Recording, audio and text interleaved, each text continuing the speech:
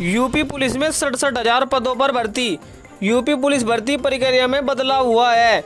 अब board one time registration की सुविधा शुरू करने जा रहा है।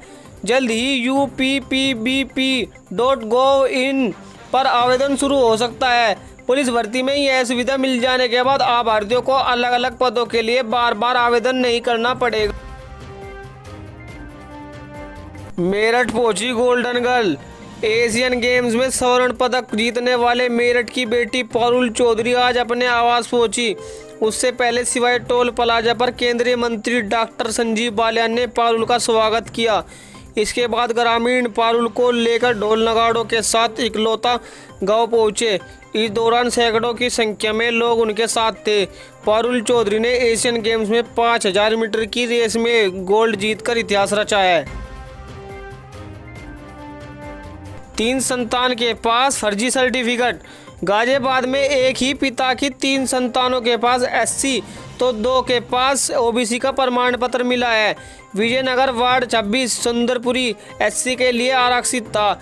यहां से राजकुमार पुत्र गोकुल चंद ने एससी का प्रमाण पत्र पर बीजेपी के टिकट पर जीत दर्ज की। किसी ने फर्जी प्रमाण पत्र लगाकर जीतने की शिकायत कर दी। अब प्रमाण पत्र रद्द कर दिया गया है तो 2 भाइयों के पास एससी प्रमाण पत्र मिला, जबकि 2 के पास ओबीसी सर्टिफिकेट मिला। 8 करोड़ कामगारों को बड़ी राहत। यूपी सरकार ने कामगारों के लिए बड़ा ऐलान किया है। ई श्रम पेट्रोल पंजीकरण वाले असंगठित क्षेत्र के कामगारों के लिए बड़ी राहत की खबर है। अब इन कामगारों को भी काम के दौरान मृत्यु या अपंगता की स्थिति में सरकार 2 लाख तक मुआवजा देने जा रही है।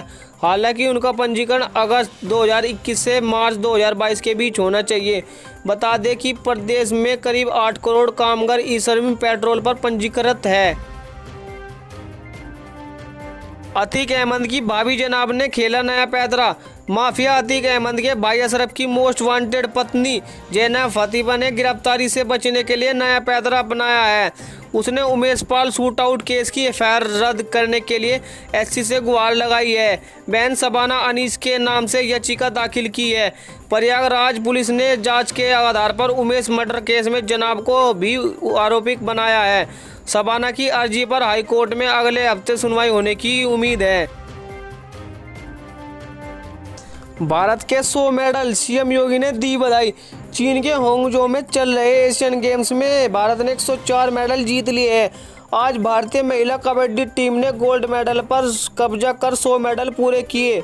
यूपी के सीएम योगी ने ऐतिहासिक उपलब्धि के लिए महिला कबड्डी टीम और देशवासियों को बधाई दी है। आगे लिखा है, उनका कौशल, दृढ़ता और टीम वर्क महिला एथलीटों की नई पीढ़ी से प्रेरित करता है। यह हमारे लिए गर्व का क्षण है। जय हिंद।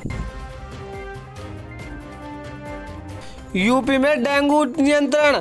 उत्तर प्रदेश में डेंगू के बढ़ते मामलों पर डिप्टी सीएम ब्रजेश पाठक ने प्रतिक्रिया दी है। उन्होंने कहा है कि प्रदेश में स्थिति पूरी तरह नियंत्रण में है। हमने अलीगढ़, बरेली और गोरखपुर मंडल की समीक्षा की है।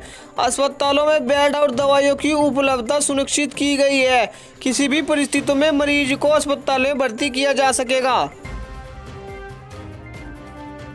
सीएम योगी को दी सलाह। यूपी के देवरिया में जमीनी विवाद को लेकर 2 परिवारों के बीच खूनी संघर्ष में 6 लोगों की मौत हो गई थी। हत्याकांड में एक किशोरी गंभीर रूप से घायल हुआ था, जिसका इलाज गोरखपुर में चल रहा है, जिससे मिलने सीएम योगी हाल ही में गए थे। अब लोग पक्षपात करने का आरोप लगा रहे हैं। भीम आर्मी के चीफ चंद्रशेखर आजाद ने सीएम पर जाति धर्म के आधार पर राजनीति करने का आरोप लगाया है। आजाद ने सीएम को राजधर्म निभाने की सलाह दी है। किसानों को लग सकता है झटका। भदोही के 82,000 किसानों को झटका लगने वाला है। इन किसानों ने अभी तक केवाईसी नहीं कराई है। ऐसे में इन्हें पीएम किसान की 15वीं किस्त का लाभ नहीं मिलेगा। 15वीं किस्त इसी माह जारी होने वाली है। प्रदेश में जिन किसानों ने केवाईसी नहीं कराया है वह जल्द करा ले, वरना 15वीं किस्त से महरूम हो जाएंगे। कृषि अफसरों ने अपील की है कि जल्द ही नज़दीकी जनसेवा केंद्र या फिर ब्लॉक स्तरीय कृषि कर्मचारी से संपर्क कर केवाईसी करा ले। इन चीज़ों पर कम हुआ टैक्स। जीएसटी काउंसिल की कल हुई बैठक में गुड़ समेत कई प्रोडक्ट पर जीएसटी की दरों को कम करने का फैसला लिया गया। वित्त मंत्री निर्मला सीतारमण ने बैठक के बाद बताया कि गुड़ पर जीएसटी की दर घटाकर 5% कर दी गई है।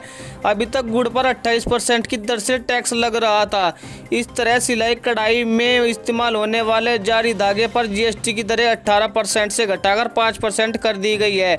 मोटे अनाजों पर 18% की जगह अब 5% टैक्स लगेगा।